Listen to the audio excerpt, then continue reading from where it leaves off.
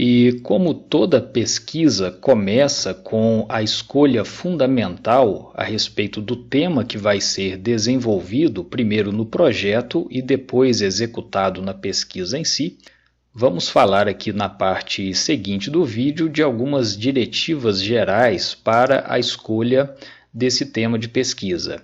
E eu diria e digo sempre para os meus alunos que o critério mais fundamental de todos deve ser o interesse pessoal do pesquisador por aquele assunto.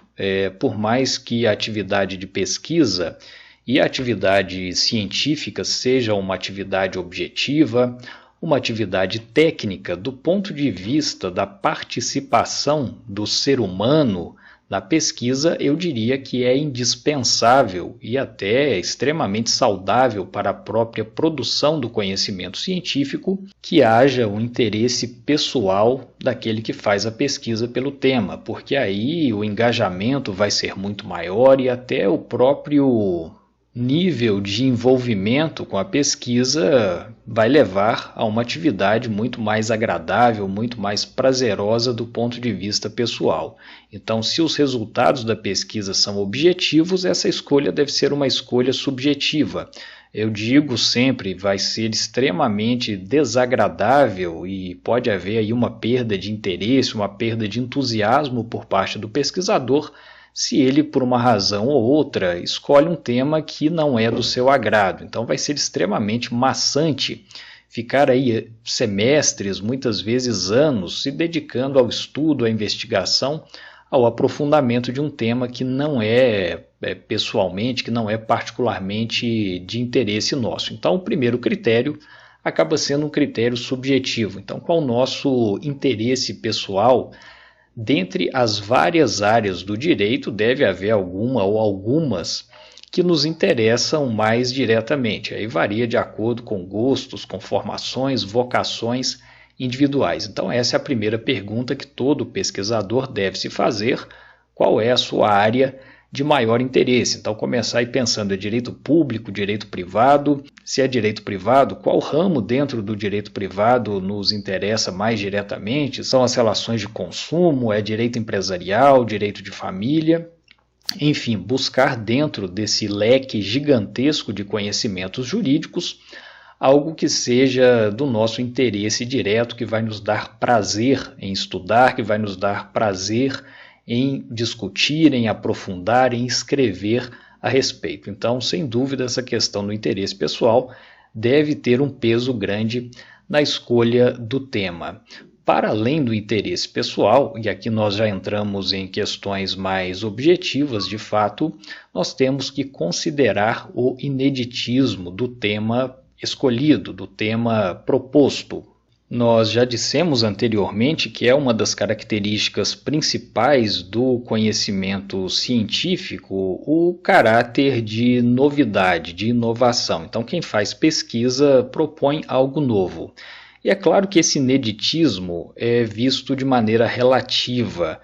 A tese de doutorado, que é o grau mais elevado de titulação acadêmica, de fato exige um ineditismo maior a respeito do tema. Mas em instâncias iniciais, especialmente para quem está na graduação, seja para a iniciação científica, seja para o trabalho de conclusão de curso, esse ineditismo pode ser entendido como um ineditismo em relação àquilo que normalmente é discutido em sala de aula, aquilo que normalmente consta dos manuais técnicos daquela área do direito. Então, o ineditismo para nós é um tema que pode não ser uma novidade tão grande, mas que não é um tema amplamente difundido, amplamente estudado na graduação. Então, muitas vezes já é um tema até bem trabalhado no mestrado, no doutorado, que nós vamos encontrar recorrentemente em revistas científicas, em revistas acadêmicas, mas um tema que não chegou ainda com a devida profusão, com a devida profundidade no debate de sala de aula, na etapa de ensino. Mas, de maneira alguma, alguém pode, evidentemente, propor um tema aí já bastante exaurido em sala de aula, em manuais, né? Aí seria uma proposta de estudo, como já dissemos, e não propriamente de pesquisa. Então, algum grau de ineditismo o tema deve ter. Então, um assunto que seja novo, uma novidade legislativa, alguma mudança de entendimento aí de algum tribunal superior, algum evento como Olimpíada, Copa do Mundo, alguma epidemia, e que pode acontecer, é claro, em qualquer área do direito. Então, pensar essas novidades é uma boa forma de encontrar esse ineditismo exigido pela pesquisa. Ou, além de temas novos, situações sociais, tecnologias novas, uma outra boa opção é trabalhar talvez com algo já mais antigo, mais tradicional do direito, mas trazendo uma abordagem nova, trazendo uma abordagem diferente, vendo a questão por uma perspectiva que ninguém analisou ainda ou não analisou de maneira tão detida, tão aprofundada.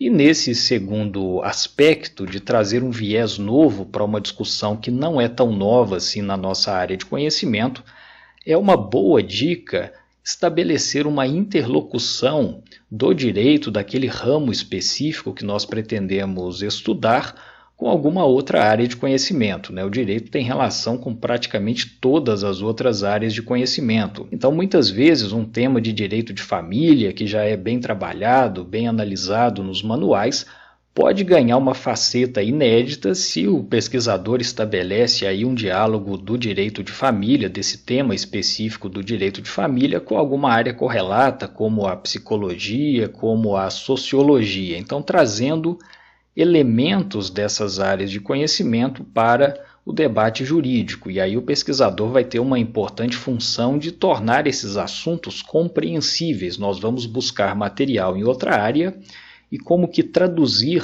para a compreensão do jurista, traduzir para a compreensão daquele que não tem formação técnica em psicologia, em psiquiatria, e vendo em que medida o debate dessa outra área pode contribuir para o avanço da discussão na nossa área de conhecimento. Então, além do interesse pessoal, a questão do ineditismo e agora a disponibilidade de fontes deve também ser considerada para a escolha do tema.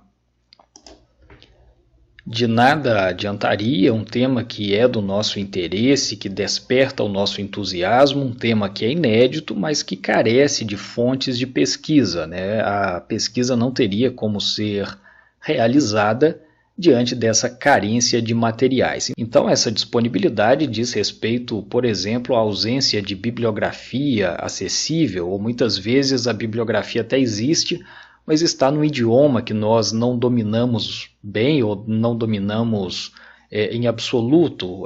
Muitas vezes aí diz respeito a essa disponibilidade, a acesso a dados, a informações que nós não temos como acessar, nós não temos como ter contato. Ou se a pesquisa proposta depende, por exemplo, se tratar de uma pesquisa empírica, de uma entrevista com um grupo de quilombolas, mas que vive num estado distante, e aí faltam recursos para a viagem, para a hospedagem, isso acaba implicando nessa indisponibilidade da fonte, já que a entrevista dependeria de toda uma estrutura de recursos materiais. Então, esse é o elemento também que deve ser considerado, se há fontes bibliográficas, se há fontes documentais, se há possibilidade de acesso a fontes empíricas. Então, de nada adianta o melhor tema, o tema mais inédito, mais interessante, se faltam fontes para que a pesquisa se torne viável. E, por fim, vamos acrescentar aqui, embora esse quarto elemento para a escolha do tema seja mais pertinente para a pós-graduação e para pesquisas fomentadas, muitas vezes é necessário verificar se não existe uma linha de pesquisa exigida, por exemplo, pelo programa de pós-graduação, pelo edital que oferece um fomento, oferece subsídio para uma pesquisa. E, se for esse o caso, nós teremos que adequar o nosso projeto de pesquisa, o nosso planejamento e a própria pesquisa em si terá que ser alinhada a essa expectativa do edital, do programa de pós-graduação ou muitas vezes até do professor orientador que se dispõe a nos acompanhar ao longo do mestrado ou do doutorado. Então, nessas situações, nós teríamos que verificar preliminarmente quais são as opções dentro das quais seria possível escolher o tema para a apresentação de determinada proposta, de determinado projeto de pesquisa. Por exemplo, tivemos em 2018 vários editais abertos para pesquisas relativamente ao tema de 30 anos da Constituição Federal Brasileira, promulgada em 1988. Então, é claro, há uma gama ainda muito grande de escolhas, mas elas teriam que ser relacionadas à questão dos 30 anos de vigência da nossa Constituição Federal. No momento, nós passamos aí pela crise, pela pandemia do coronavírus, então há uma tendência de muitos editais na área de saúde mental, na área de ciências sociais, trazendo a possibilidade de fomento para pesquisas relacionadas ao coronavírus, né? Não só na busca de uma cura, de uma vacina, de tratamentos, mas também os impactos econômicos, os impactos psicológicos, impactos jurídicos, por que não, da questão da pandemia. Então, muitas vezes há de se verificar nessa escolha do tema esse direcionamento dado por um programa de pós-graduação, edital de fomento, etc.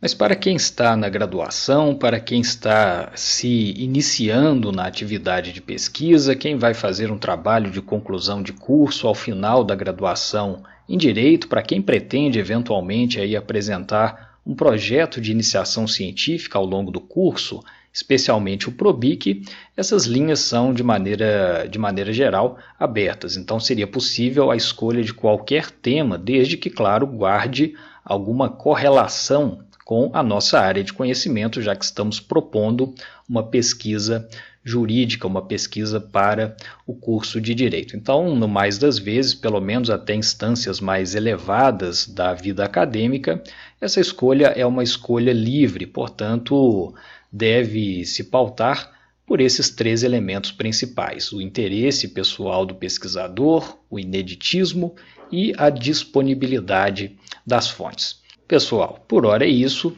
um abraço e até o nosso próximo vídeo.